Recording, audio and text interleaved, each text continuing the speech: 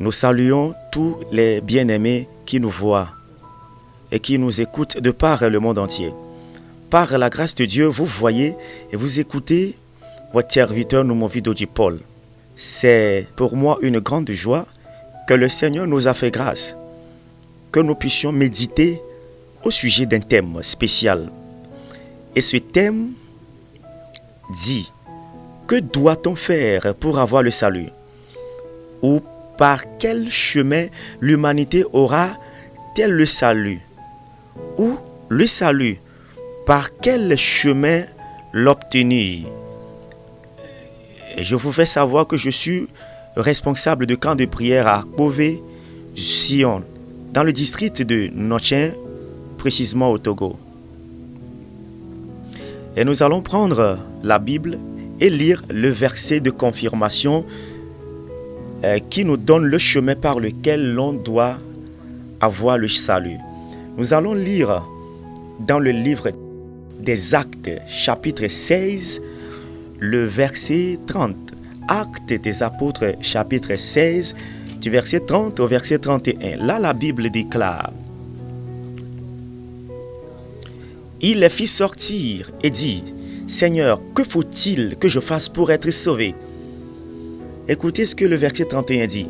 Paul et Silas répondirent: crois au Seigneur Jésus-Christ, et tu seras sauvé, toi et ta famille. Amen. C'est ce qui s'est passé de par le passé lorsque l'apôtre Paul et Silas étaient en train de prêcher. Et ils furent emprisonnés. Et la Bible dit: dans la prison, ils n'ont pas perdu espoir. Ils avaient confiance en celui qu'ils adorent. Et dans la nuit profonde, ils ont commencé par chanter. Et par ce cantique, la Bible déclare: la terre trembla. Lorsqu'il y a des secousses sur la terre, la Bible dit: cela a fait que les portes de la prison se sont ouvertes et les menottes qu'ils avaient à la main sont tombées. Et toutes les portes des prisons étaient ouvertes la nuit profonde, car ils avaient confiance en Dieu, qu'il est le Tout-Puissant. Alors, pas de découragement qu'ils sont dans la prison à cause de la parole de Dieu. Toutes les portes des autres prisons sont ouvertes. Et la Bible dit: le soldat qui est le gardien de la prison cette nuit s'est réveillé. Il a vu que ce qui est arrivé, il sera emprisonné à son tour.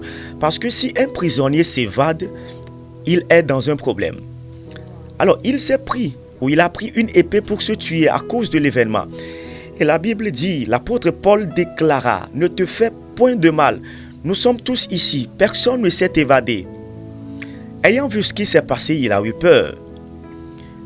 Lui qui était le geôlier, le gardien de ces prisonniers qui ont été arrêtés à cause de la parole de Dieu, il s'est agenouillé à l'apôtre Paul et posa la question: dans cet événement, que faut-il faire pour avoir le salut? Car il a vu que le Dieu en qui ils avaient confiance, Jésus qu'il proclamait, il est complet. Et il doit suivre cet homme. Et il lui dit: crois au Seigneur Jésus. Lorsqu'il croit au Seigneur Jésus, lui et sa maison seront sauvés.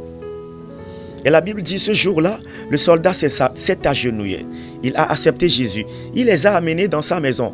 Qu'ils soient ensemble et que toute la maison puisse accepter Jésus. Parce que sa famille, il a voulu qu'elle soit sauvée aussi. Il n'y a rien qu'on puisse faire afin que l'homme soit sauvé. Il a dit: ayant accepté Jésus, la maison aussi doit accepter Jésus. Il n'a pas accepté Jésus pour lui seul, mais sa famille aussi. Il les a amenés à la maison afin que sa famille soit sauvée. Et la Bible dit: ils sont allés à la maison, il leur a préparé, ils ont mangé, ils ont bu. La peur l'a quitté.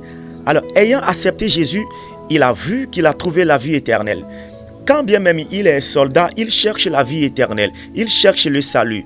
Je dirais aux bien-aimés, le salut ne se trouve en aucun autre nom. Le salut ne se trouve chez aucun savant.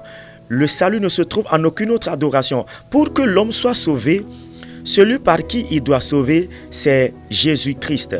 Alors, le programme ou le thème pour cette semaine, c'est que dois-je faire pour avoir le salut et par qui dois-je être sauvé? Il n'y a personne, il n'y a aucun nom.